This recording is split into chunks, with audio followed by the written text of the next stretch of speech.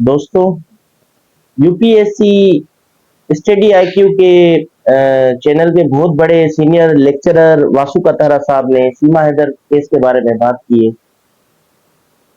वासु कतारा साहब एक बहुत बड़े लीगल एक्सपर्ट है। उनके मिलियंस में फॉलोअर्स हैं यूट्यूब चैनल पे। उन्होंने कहा कि भाई इस मसले का हल एक ही है कि Seema must be deported to Pakistan.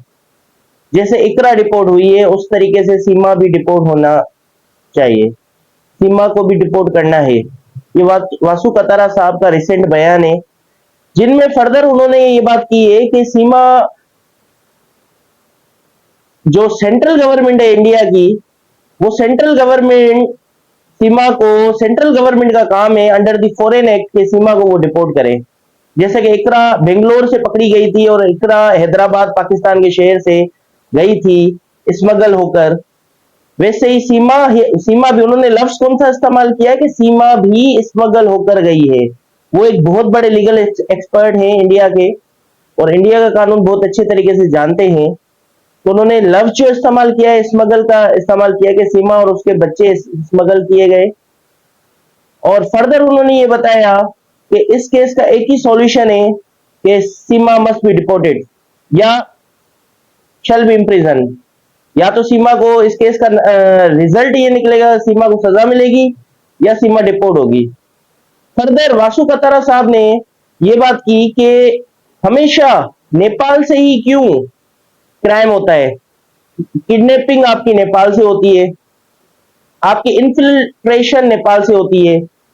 Pakistan से अगर उन्होंने बात की है कि जो भी टेररिस्ट हैं जो पाकिस्तान और इंडिया सब कॉन्टिनेंट में टेररिज्म फैलाते हैं, वो ट्रेनिंग लेने नेपाल से जाते हैं इंडिया। तो ये सारे मामलात नेपाल से हो रहे हैं। फर्दर उन्होंने कहा कि सीमा ने पीस ट्रीटी नेपाल और इंडिया की वायलेट की है।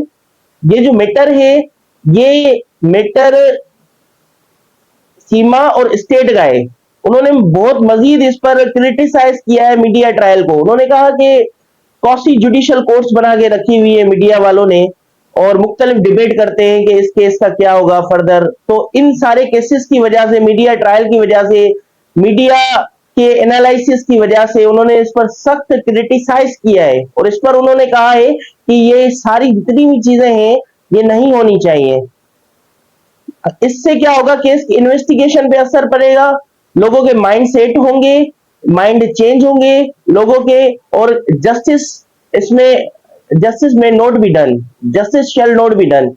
तो ये सारी बातें उन्होंने की हैं, लेकिन सारी बात की एक बात उन्होंने रिजल्ट ये निकाला कि सीमा वापस पाकिस्तान आएगी या सीमा को वहां पे सजा मिलेगी। तो आपको पता होना चाहिए ये बहुत बड़े लीगल एक्सपर्ट हैं और ये जो बात कहते हैं कानून के मुताबिक कहते हैं। इनके मिलियंस में फॉलोअर्स हैं, मिलियंस में इनके स्टूडेंट हैं। ये कभी भी कोई कानून से हटकर बात नहीं कहेंगे। इन्होंने अपने लेक्चर में, ऑनलाइन लेक्चर में जो बातें की हैं उनमें एक बात ये भी इन्होंने बताई कि जो गौरव फिक्र की बात है कि सीमा जो है वो पबजी के जरिए उसने सचिन से कांटेक्ट किया। यहां तक कि उन्होंने ये भी बताया कि भाई पबजी बैंड क्यों हुआ। पेंडेमिक के टाइम ये बहुत बड़ा फैला था, पबजी गेम बहुत मशहूर हुआ था और ये इसको बैंड इसलिए किया गया क्योंकि एंटी स्क्वाड जो टीम है इंडिया की, उनको इंफॉर्मेशन मिली थी कि इस पबजी के जरिए स्मगलिंग हो रही है और इस पबजी के जरिए क्राइम का रेशो बढ़ रहा है, जिसकी वजह से इसको बैंड किया गया था। तो इन्होंने एक मशकूक अपने लेक्चर में बात की कि हो सकता है कि सीमा भी उस क्राइम में इन्वॉल्व हो। तो ये सारी बातें इन्होंने की। मजीद हम इनकी जितनी भी बातें हैं इन्होंने जो बात की कि सचिन ने 34 आईपीसी का सेक्शन जो है उसके तहत सचिन भी उतना ही हकदार है जुर्म का जितना सीमा हकदार है सजा की, उतना ही सचिन हकदार है। मजीद हम इनकी एक एक बात को डिस्कस करेंगे और मजीद लेक्चर्स में आप देखें जो इन्होंने बात की है कि फॉरेन एक्ट क्या कहता है और फिल्ट्रेशन के बाद बारे में, इंटीरियर के बारे में इंडिया का कानून क्या कहता है। सीएए के बारे में इंडिया का कानून क्या कहता है? ये कहते हैं कि सीमा लीगली हिंदू नहीं है, सीमा मुसलमान है। तो मुसलमान है तो जो सिटीजनशिप अमेंडमेंट एक्ट है वो तो हिंदू के लिए है।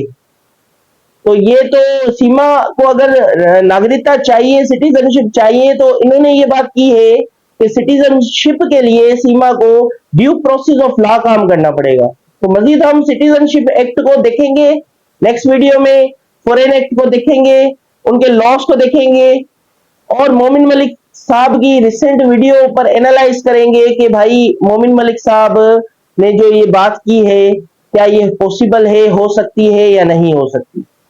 Thank you.